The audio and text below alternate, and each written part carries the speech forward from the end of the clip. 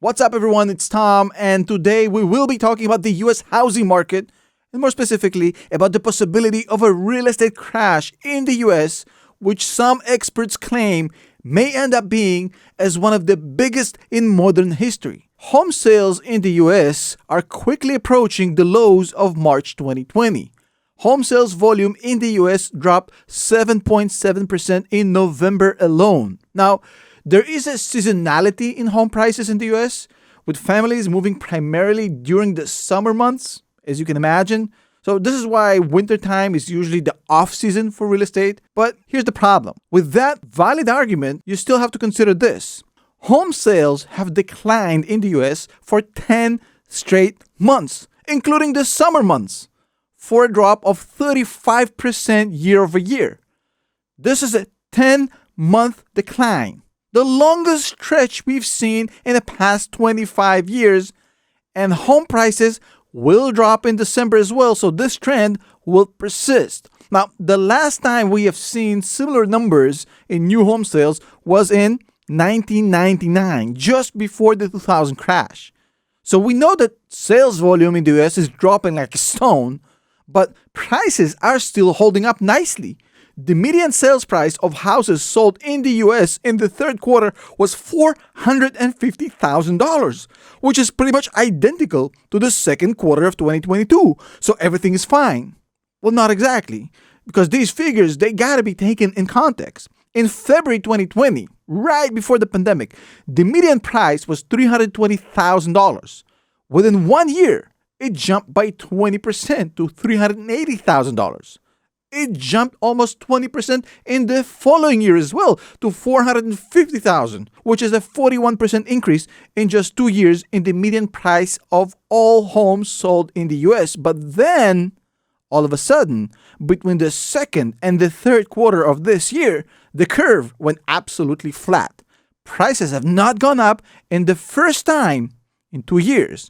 Now, for those of you who can't see it, this would be the textbook example of how a housing crash starts. Not saying that it will happen, but this is how it happens when it happens. First, you get a bubble. We got that with a 40% increase in real estate prices in 2 years. Then you see a decline in the volume of sales as interest rates start climbing, which we just got. Then prices start to flatten, which also just happened. And then, as prices start dropping, all hell breaks loose as sellers are stampeding to the doors trying to get out with something. Now, if you've been following my channel, and in case you haven't, here's an opportunity for you to subscribe right now, because you're going to get a lot of interesting stuff like this. A few weeks ago, I talked about how Blackstone, the largest private REIT in the world, is now limiting redemptions from its $70 billion real estate fund due to massive surge investors trying to get their money out. Here's what I didn't show in that video. And this is an even bigger issue. It seems that Blackstone was not an isolated case at all. Right after Blackstone, Starwood Capital, a $15 billion fund and the second largest private REIT in the world, also notified investors that it was restricting withdrawals similarly to Blackstone. Now, the data shows that the rest of the private REITs are in the same boat as well.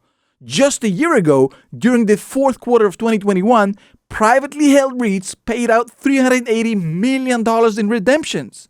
1 quarter later, it went up to $880 million, then to $2.8 billion. And finally, in the third quarter of 2022, we had $3.7 billion of redemptions from non-publicly traded REITs. That's a 1,000% increase in withdrawals from private real estate funds within less than a year, 9 months.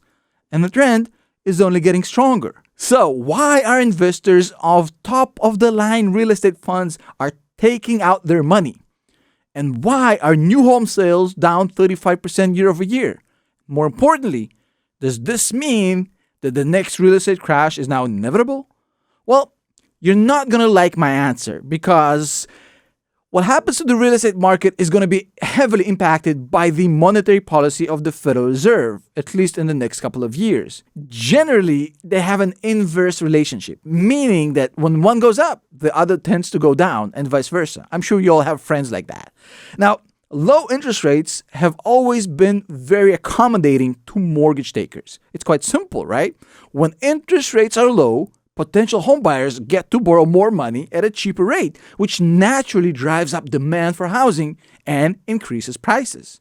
This party mode, causing the housing market to absolutely unhinge from fundamental analysis and valuations, has to end at some point, because like any other party, at some point it has to come to an end, and that end usually happens when the script flips and the interest rates start climbing.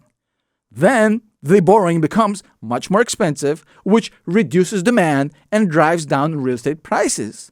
Now, when Paul Volcker took over the chairman of the Federal Reserve in 1979, the United States was battling one of the worst cases of inflation in history. Volcker believed that raising interest was the necessary evil. It would make borrowing more expensive and will surely slow down the rate of economic growth in the US, but it would also reduce inflation significantly. So he kept raising and he kept raising all the way to 20% interest in 1981. Now, Volcker's actions made him an absolute legend. The rate of inflation, which was at around 13% in 1971, fell to just 3% in just 2 years. Although the US actually went into a deep recession in the early 80s, Paul Volcker is still widely regarded as having saved the US dollar and the economy by reestablishing the credibility of the Federal Reserve. So that raises the question, what happened to the real estate prices during those years of elevated interest? Well, during those few years, the average 30-year mortgage in the US went up to a whopping 18% in 1981, which is 3 times higher than the current rate of 6.8%. Now, data from the National Association of Realtors Existing Home Price Index shows that the median price of an existing home in the US during those times declined by 25% from 1979 to 1982. 25%. Now, existing home sales during those years declined from a peak of 6.5 million in 1979 to 3.5 million in 1982, a decline of 46% in volume. Now, there are plenty of other examples, but you get the point. Interest rates have and always had a significant impact on the demand of housing, the number of property sales, and, naturally, home prices. One may argue, though, that the Paul Volcker days were too extreme for us to draw any conclusions about what's going on right now, because Volcker was, the most aggressive Fed chair in modern history. And Powell is the transitory guy, right? How can you even compare? Well, let's test this assumption with actual data. In his tenure, Volcker raised rates by 9% in 2 years. That's a 4.5% increase per year on average. Now, how different is Powell from that? Powell started with 0% in the beginning of 2022, and he ended it with 4.25%. Not that much different at all. In fact, the current pace of interest rate increases is the fastest we have seen in the US since Volcker. Faster than 1988. Faster than 94, faster than 2000, faster than 2004, definitely faster than 2015. So I would say there's a hell of a lot of similarities between Volcker and the 1981 era and the current 2022 situation. So unless the Federal Reserve dramatically changes its policy and decides to ease the pressure in 2023, we're headed into a very, very similar real estate market that we got in 1981 when it dropped 25%. Now, the question is, how likely is the Fed to slow down its current pace of interest rate increases? Because the current rate is the highest we've seen in 15 years. Inflation is slowing down. So there is a chance that we are at the tail end of this. But it's as much of a chance as the Miami Dolphins winning the Super Bowl next year. Possible, but extremely improbable. Why? Well, we're still a long ways away from being back at normal. Inflation did come down significantly over the last half of 2022, going down from 9.1 in June all the way to 7.1 in November, but it's simply too little too late. The current 7% inflation rate is still a multi-decade high, and remains 3.5 times higher than the 2% inflation Fed is actually targeting.